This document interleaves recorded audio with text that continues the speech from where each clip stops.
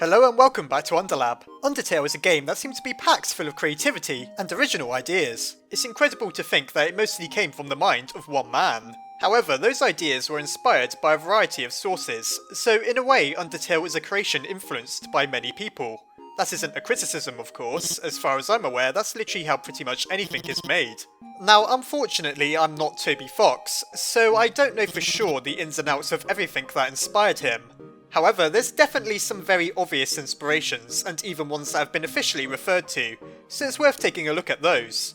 Then there's the stuff that likely inspired Undertale, though we can't say for sure. The more comparisons we can draw between an inspiration and the final creation, the more likely it is that it was a direct influence upon the game.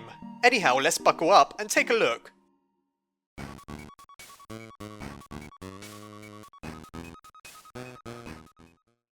Now, by far the most obvious inspiration for Undertale is a little SNES game known as EarthBound, or Mother 2 in Japan. It's a classic RPG with a zany sense of humour and a humongous amount of connections to Undertale. I could pretty much make the entire video just about the similarities between Undertale and EarthBound, which I may even do sometime.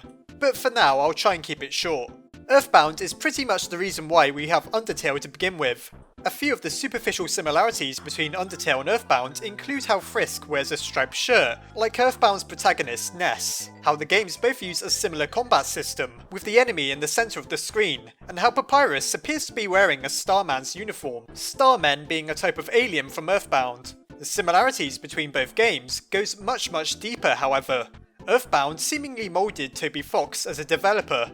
One of his first forays into making a game was to make something called a ROM hack, which is essentially a modification of a game that was meant to be played on another system, though can be emulated on a computer. That ROM hack was known as the EarthBound Halloween hack, which is something I may need to do an entire video on sometime. Some interesting bits of trivia about the EarthBound Halloween hack include that it's where the idea of the amalgamations comes from. Towards the end of the hack, you fight amalgamations of previous monsters encountered throughout the ROM, which is just like how in Undertale you do exactly the same thing. It's also where Toby Fox's most famous composition, Megalovania, comes from. Megalovania was a song so good that Toby Fox felt the need to arrange it differently 3 separate times, with the first version of Megalovania originating from the Halloween hack.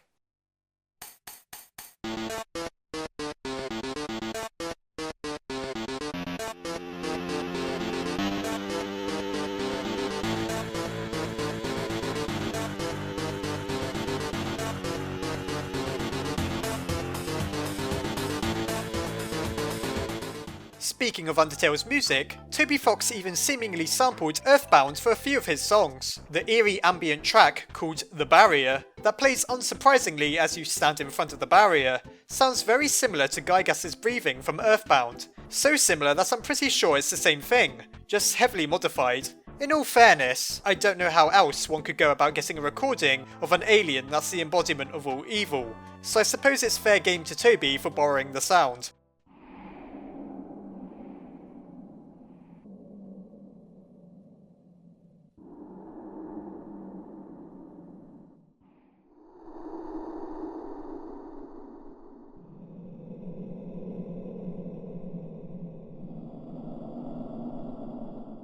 There's many more songs that could be argued to use samples, or at least be influenced by EarthBound. One way or another, the influence that game had on Undertale is absolutely undeniable. Without EarthBound, Undertale would be a very different game, or would quite likely not exist at all. No wonder why some people seem to think that Sans is Ness. It's no secret that Toby Fox had a hand in the creation of the famous webcomic Homestuck. He's responsible for some of the more memorable songs that play during the comic's more interactive panels. He's also close friends with Andrew Hussey, the creator of Homestuck.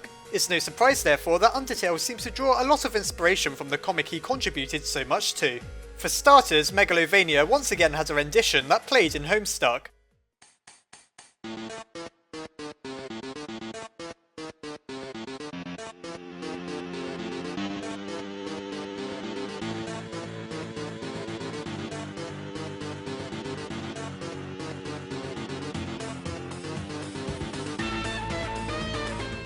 Terezi Pyrope is a character from Homestuck that shares a name with Pyrope, a monster from Undertale. Equius Sahak is another character from Homestuck who just so happens to sweat a lot and ends up resembling a floating horse at one point during the comic. The similarity to Aron from Undertale is unmistakable. The Land of Heat and Clockwork from Homestuck is reminiscent of Hotland, with its merging of environmental and sci-fi themes. Waterfall also reminds me of the Land of Wind and Shade from Homestuck, with its blue and cyan colours and the peculiar fact you can find all sorts of bizarre items within the pipes of the Land of Wind and Shade, just like how you can find all sorts of out-of-place trash in Waterfall. Even the names of the areas in Undertale are reminiscent of Homestuck with how simple and on the nose they are.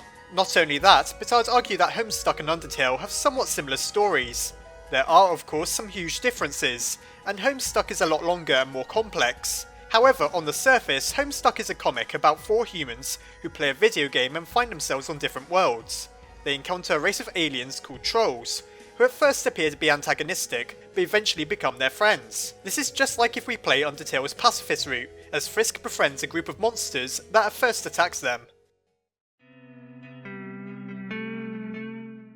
Not all of Undertale's inspirations are obvious. Yume Nikki is a bizarre little game about a young girl living by herself in a tower. She goes to sleep and has incredibly abstract dreams, where you explore free of combat or any real sort of gameplay. At least, that's what I think it's about. It's extremely hard to pin down what exactly is going on in Yume Nikki, as it's never made clear, and that's completely intentional. Now you may be wondering how this game has any relation to Undertale. Its connections aren't clear, but there's no doubting that Toby Fox has played it, or is at least aware of it.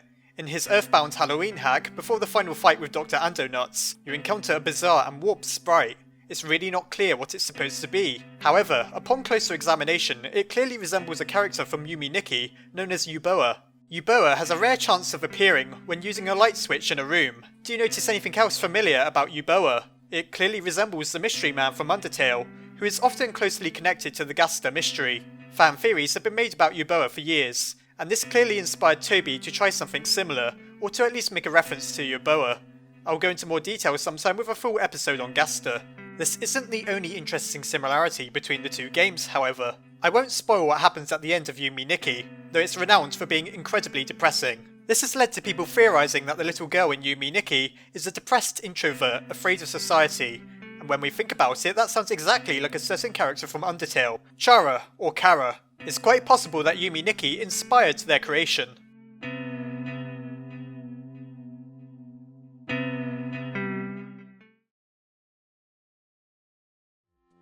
Cave Story is an indie game classic that pretty much kicked off the trend of indie games.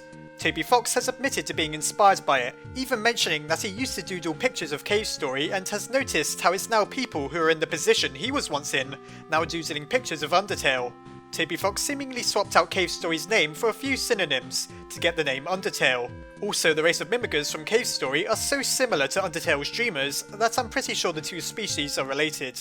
Bullet hell games are a niche genre about dodging a metaphorical hell of bullets. You steer a tiny character around the screen as fast-moving projectiles cover the bullet board, making it almost impossible to survive.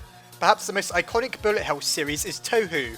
It's obvious enough that this is what inspired Undertale's gameplay, but it's worth noting that Toby Fox clearly toned it down a lot to make it accessible to non-bullet hell veterans. I mean, just look at the screen right now.